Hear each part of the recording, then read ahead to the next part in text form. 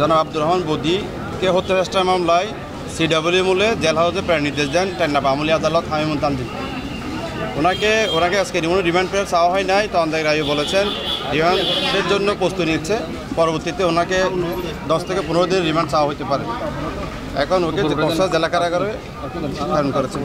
একটা মামলা ওনার সেখানে এটা ওয়ারেন্ট ছিল, সেটা সেই মূল্যে সিডব্লিউ মূল্যে ওকে পলাতক আসামি হিসাবে দেখানো হয়েছে। পরে ওখানে সিডব্লিউ মূল্যে জেলা হাউসে প্রেরণ করেছে। ঠিক আছে।